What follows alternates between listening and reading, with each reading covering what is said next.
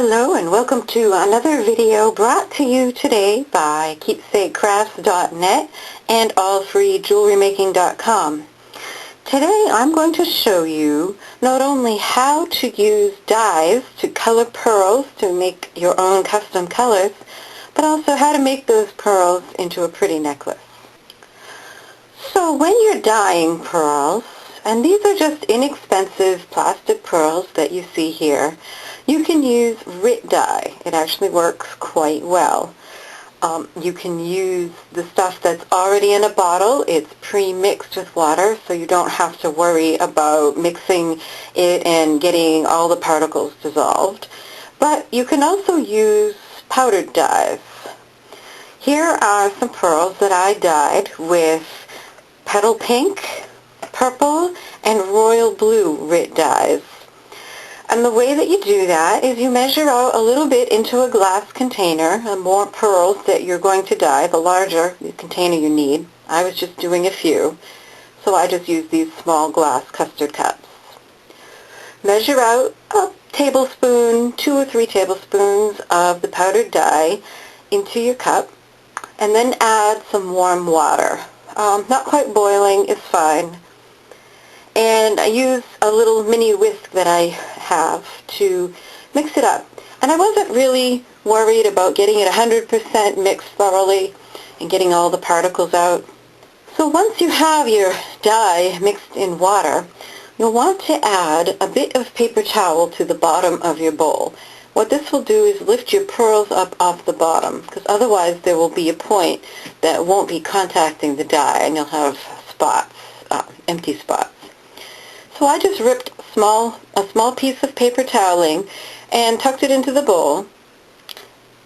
And then I put my pearls in, and then I added more water until the pearls were completely submerged. Now if we take another look at the dyed pearls, you can see that, especially with the blue ones, it's apparent that the color was not mixed thoroughly. So some are darker and some are lighter. And I actually kind of like that. But if you want a more consistent look, you'll need to add some more water before you add in your toweling, and mix it in thoroughly first. Then add your bit of toweling and then add in your pearls. And believe it or not, they only need to sit in the dye bath for about 10 minutes. I actually did some that sat for 10 minutes, and then half an hour, and then an hour and a half. And there was no difference. The pearls are only going to absorb so much dye, and that's that. So 10 minutes is quite sufficient. And then you can just pour your pearls out into a metal sieve. If you use plastic, it's going to get stained, just so you know. Pour them out into a sieve, rinse them well, let them dry on some toweling, and there you have it. So to use your custom dyed pearls, I'm going for these blue ones. I really like the fact that I've got this variety of colors. And here I have just a section of a strand of pearls. I think there's about 20 here, maybe a little bit more. So you'll need some pearls. You'll need a pendant, just something that you happen to like. This one I thought went well and kind of caught my fancy. You'll need eye pins, jump rings. These are 5mm jump rings.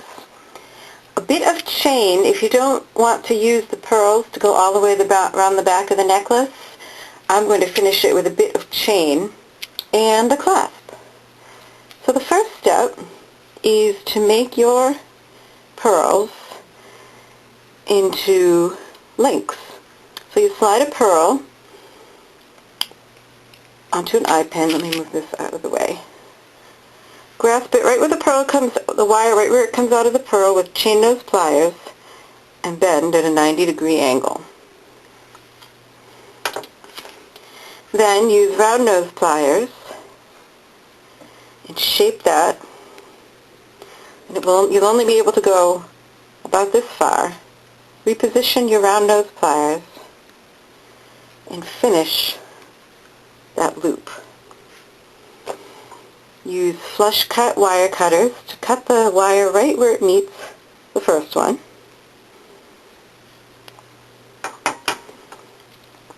And then you can use chain nose and round nose pliers. I like to use the flat part to flatten that out and kind of straighten it out. Sometimes it's a little wonky when it first gets done. So you're just going to repeat that step with all of your pearls, or all of the ones that you want to use, and make a link out of each one.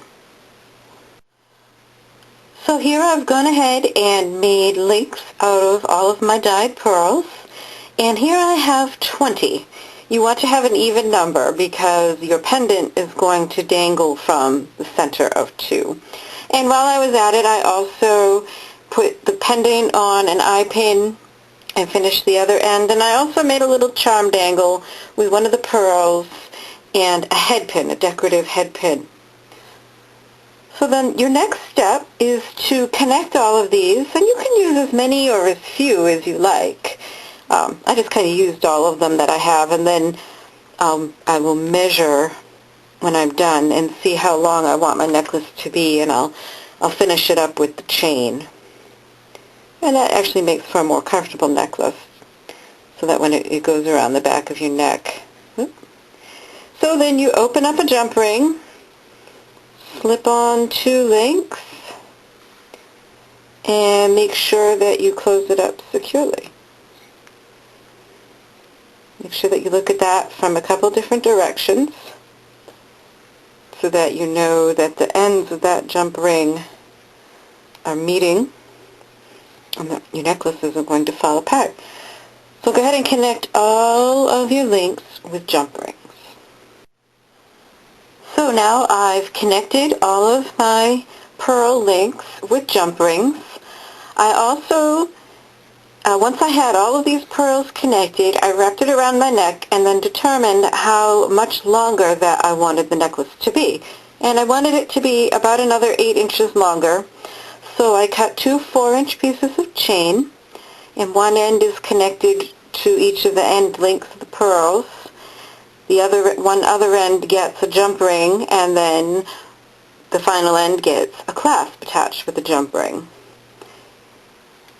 I attached my little dangle with a jump ring to my focal bead, and then finally attached the focal bead to the jump ring in between the 2 center pearls. And you can just kind of lay it out and see these are the center ones, and then you just attach it there. And that's it. It's just a matter of opening and closing a lot of jump rings, forming a lot of loops to make your beads, and you have a very nice necklace, custom colored to suit whatever you want. So I hope you've enjoyed this video. Thanks so much for watching. Here's another look at our necklace. Please be sure to check out keepsakecrafts.net for more crafting, sewing, and jewelry ideas and inspiration.